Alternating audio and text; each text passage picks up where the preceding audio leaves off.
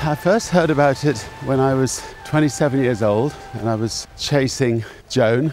So I pretended I wanted to buy an island, and the estate agent laid on a house and a helicopter for me, and we came down for the weekend, saw this beautiful island from the air, and put in a ridiculously low offer for it. But about a year later they rang me up and said that nobody else had come to see the island, and if I upped the offer to $120,000 we could have it. So we bought it on that basis, but then of course it was going to cost millions to actually develop.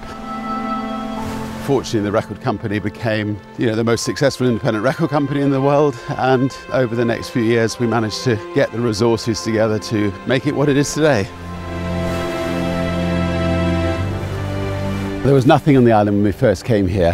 The only inhabitants that had ever been here were the Caribbeans hundreds of years before. We actually found some Caribbean arrowheads on this path. They'd left no trace of mankind.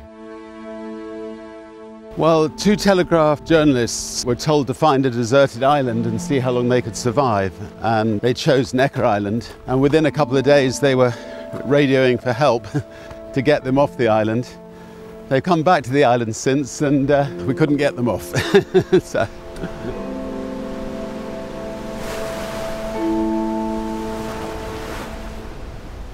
The only buildings we've really got is the Great House, which has just been completed.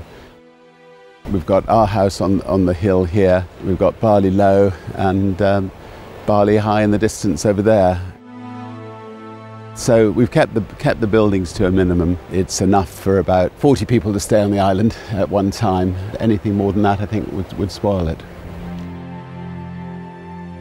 My original plans for Necker was actually to turn it into a recording studio. I didn't continue with that plan, instead decided to turn it into a place where wonderful, interesting people could come, debate issues, think, and have a great time. And I'm quite glad actually that that's where we ended up. The most extraordinary people come to Necker. The Elders was conceived here on Necker with Archbishop Tutu, with President Carter, with Kofi Annan. The Carbon War Room was conceived here, an organisation that tries to work with industry to try to extract carbon out of the Earth's atmosphere. Things like Virgin Galactic, sitting in my hammock looking up at the stars at night, just thought, surely in my lifetime I should be able to go to space. Surely my friends should be able to go to space, my children should be able to go to space. It's a great place to think and a great place to conceive ideas.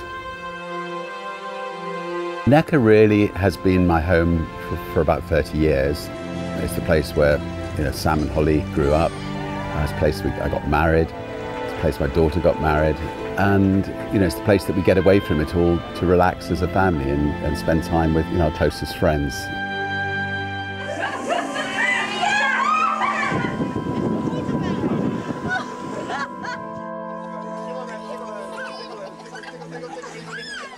Diana and the kids in particular used to come here quite a lot when the kids were young, and used Necker as an escape, a place where they could get away from the paparazzi and they could bring their family and friends and let their hair down. Sam, where are you? Oh, hello, Sam. Oh, it's good, isn't it?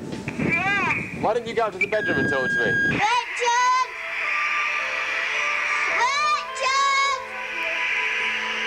It was 2011, there was a hurricane, it was 2 a.m. in the morning, and lightning hit this house. 300-foot flames erupted out of the house. My mother was 88 at the time. Kate Winslet was good enough to sweep her up into her arms and carry her out. And I remember saying to Kate's kids, things don't matter in life. The fact that everybody's well is all that matters, and it's on moments like that you realise that things really don't matter.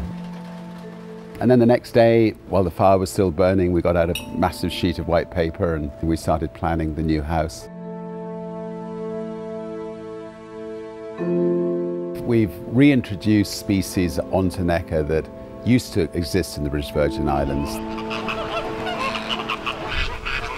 And I think that's very important for most species that are in peril. There should be a few in captivity. Make sure the surroundings are absolutely beautiful for them. Then you can be assured of the species' future.